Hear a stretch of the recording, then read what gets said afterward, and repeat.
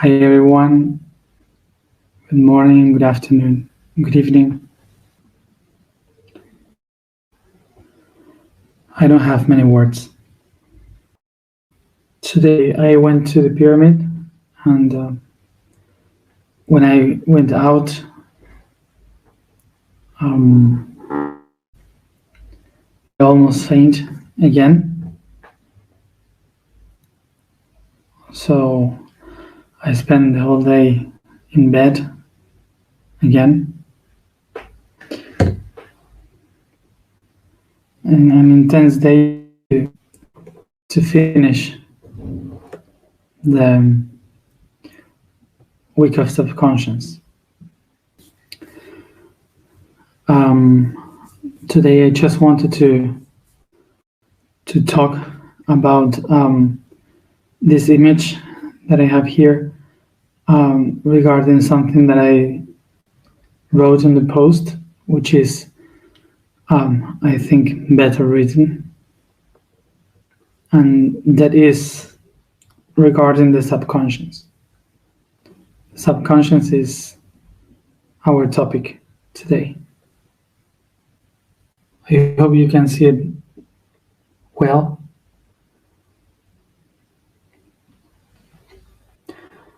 So the image that we have here explains our conscience. So we can take that this shape here, which is the being, is like an iceberg in the middle of the sea, in the ocean.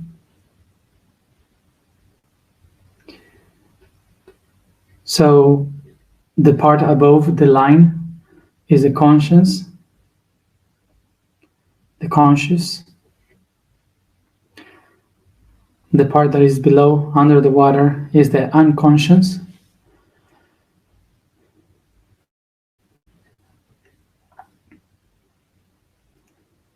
And then all the things that are like the air around the upper part, the conscious, is what we call supraconscious. And the part below, surrounding with water, the unconscious, is what we call the subconscious. The division is because of this line here of the water. That means supra means above and sub means below in Latin. Remember that conscious comes from the word con, which is together, xie, that means to divide, to discern things, and ens, that means the being.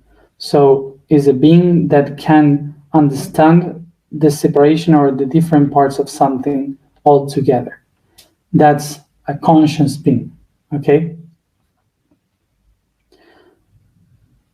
And a conscious being has lives the life.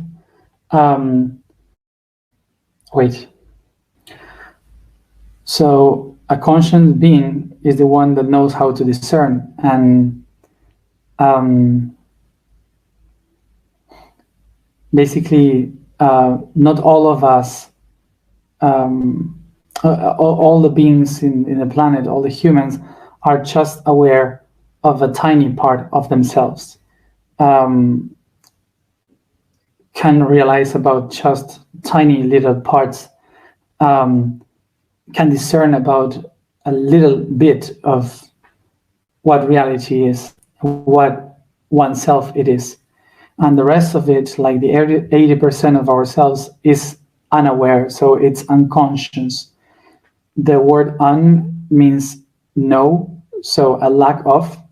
So it means that we have no clue, no idea of how to discern, how to understand the different parts that are within us, inside of us. So that's why the unconscious. This line here is the one that we would call the conscience, which is the division that we are aware, that we know things and we don't know things. So we are aware of it. So since the 20th century, psychology has divided this interpretation of the being in between the conscious and the unconscious, because basically is how we understand people. Like, we are aware of our lives, we are aware of things from current common lives, and the decisions that we take. But there are many other things that are unaware, like emotions, traumas, feelings, attitudes, many things that we have within ourselves that we have no clue. So that's why in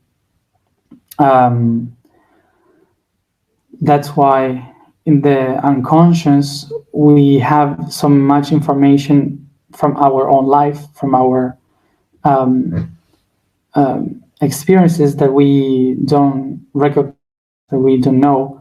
And in therapy, usually we ask questions to the conscious so it can help discern what is inside the unconscious.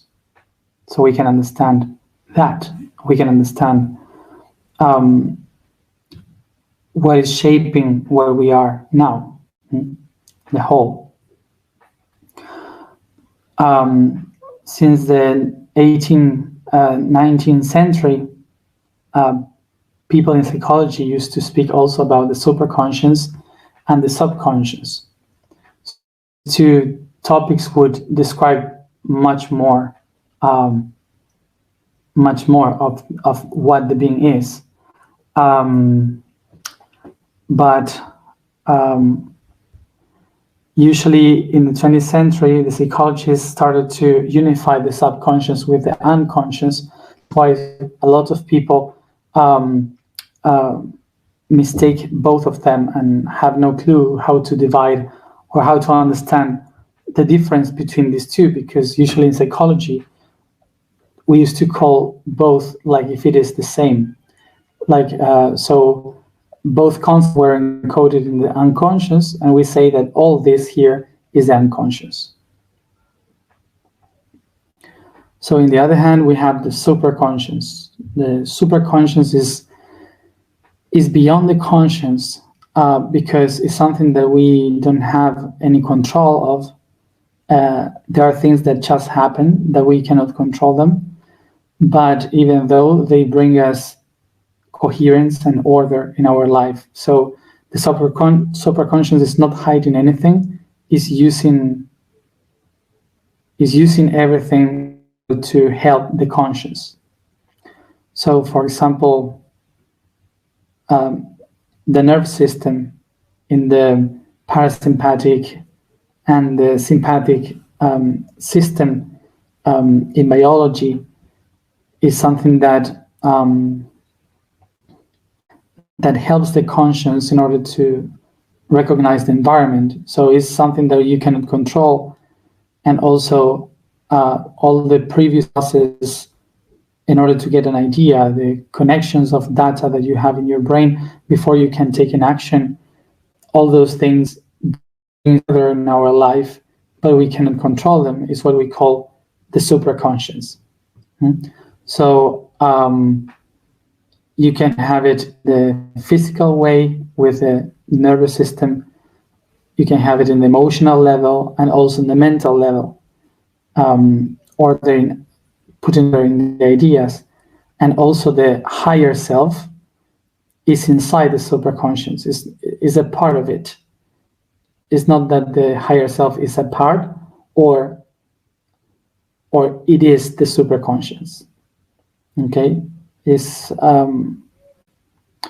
much more about a part of it in the spiritual part of the superconscious. So you can say that the superconscious is the one that helps us to bring order, that helps us to be clear, to bring light into all the concepts. So all the superconscious is working for the conscious to be conscious. Okay, and in the other hand, we have the subconscious, which is like the chaos, which is all that we hide and we have not control, not understanding of anything, and it's in the darkness, in the shades.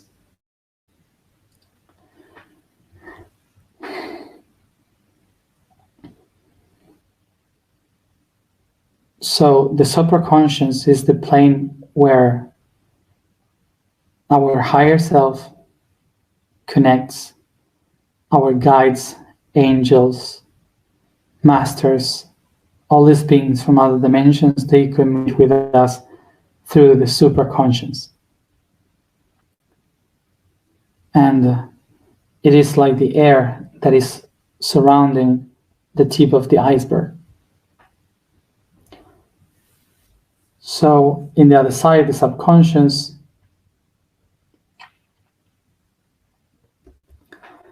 is where we hold the chaos of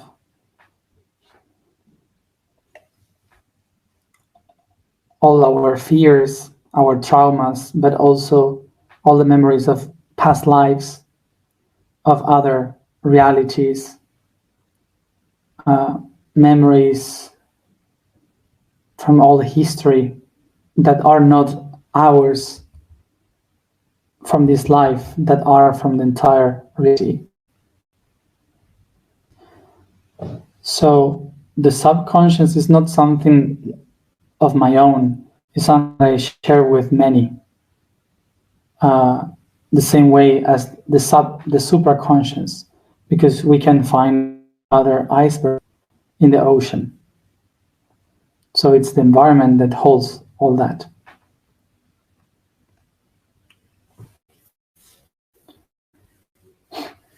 In the same way as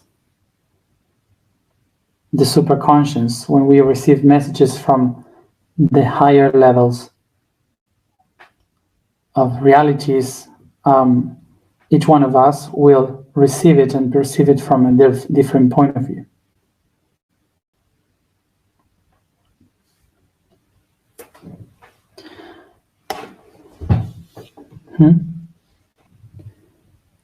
So I think that now you can understand what is the subconscious.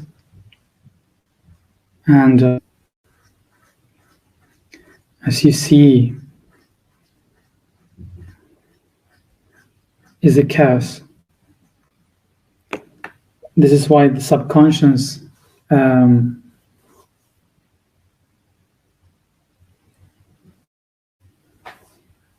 bring us so to the depth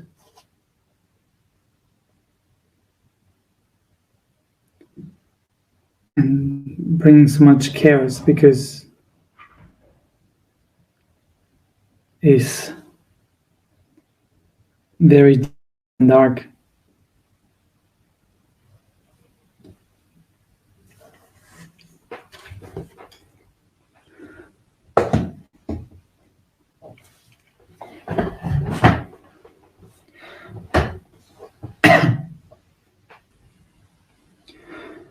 In the past, we used to make these proofs, tests that were terrible. On one hand, we had this test of walking through the desert, crossing the desert without water, anything, not knowing about anything, about where to go. Only knew that had to cross it, and it could take a long time. And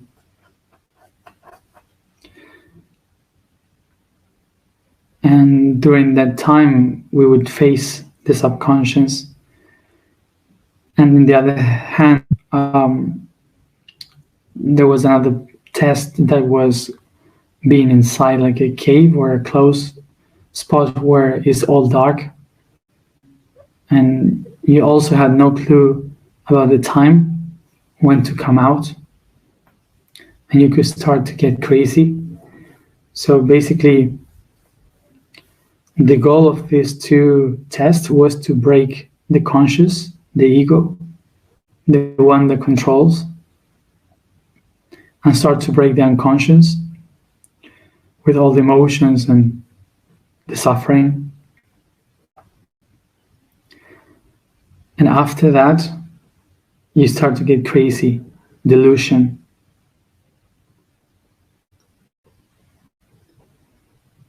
And you lose it. So this test by doing this was if you are able to hold it, if you are able to manage the subconscious, where all the mess is there, all the information, all the delusion. And if you do so, if you manage to control all that thing, so you become a genius because you have no limits.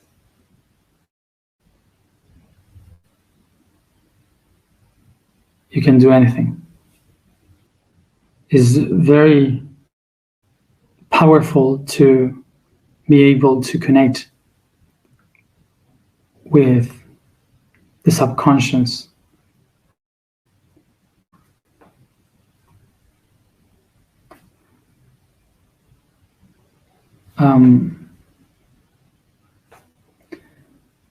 Because basically the subconscious is like the ocean that holds all the icebergs. Is huge. It has a lot of power. So when you dive into the ocean, into the subconscious, you start to manage that power. And if you cannot do it, you get crazy. Of course, that there are many ways in which you can connect with the subconscious. You can go through insomnia, not sleeping. You can do some meditations.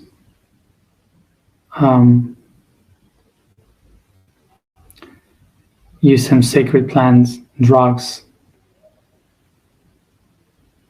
There are many different ways for each person to reach the subconscious.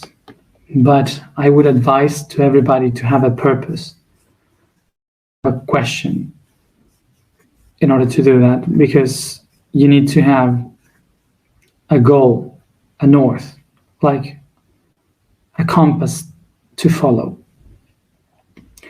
Otherwise, it's not good. It could be bad. So to get into the subconscious, the main clue is to lose the ego, to lose the control. This is why when you try to get into the subconscious, is you need to expand yourself, loosen yourself, and that's why it seems that you're becoming crazy. And through that craziness, madness,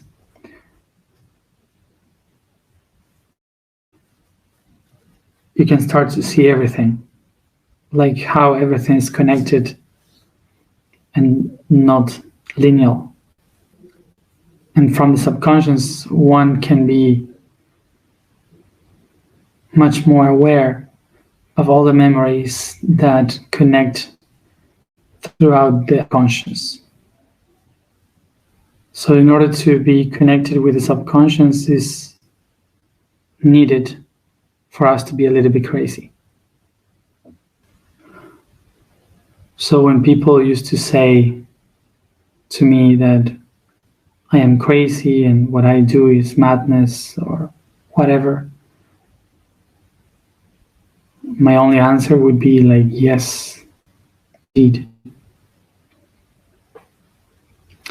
Otherwise, I wouldn't be able to do what I do. The vibration for today,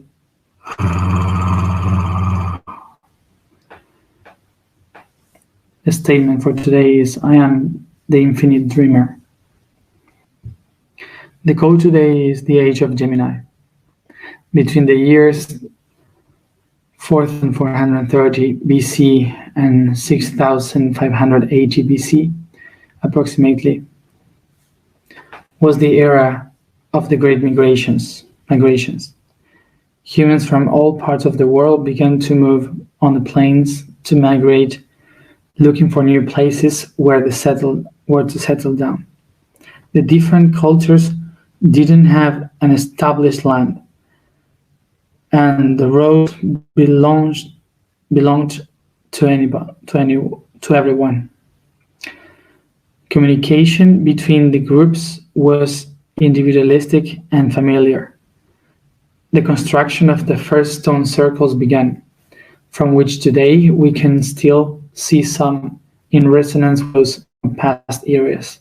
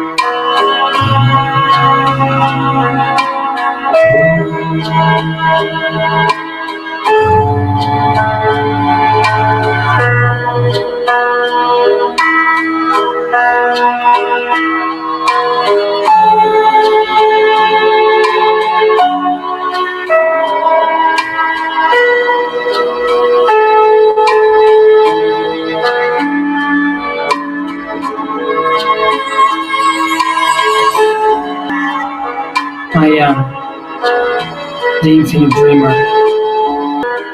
I am the infinite dreamer. I am the infinite dreamer. I feel, I feel, I feel.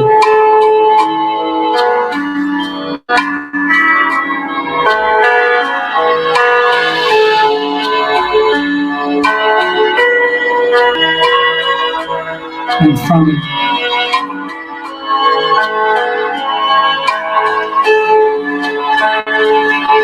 this feeling, from the deepest part of my subconscious, I expand my torus. I speak as an ocean.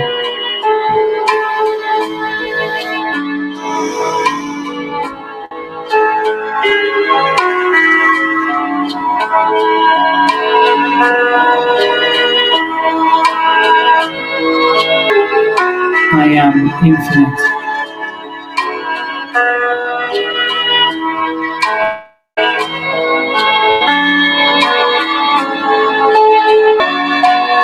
And I transcend what I think I am in order to connect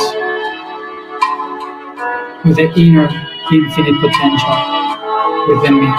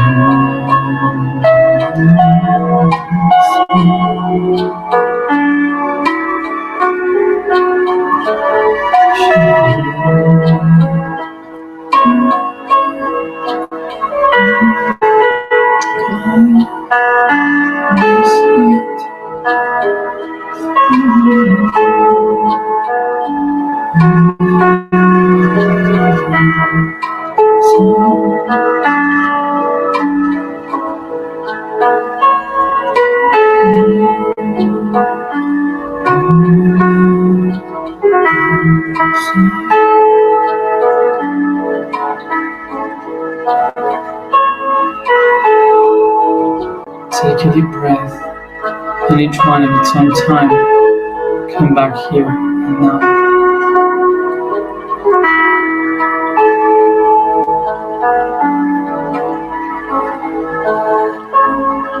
Thank you everybody for having accompanied me another week in this. See you tomorrow at the same time to begin with the emotional week of Cancer.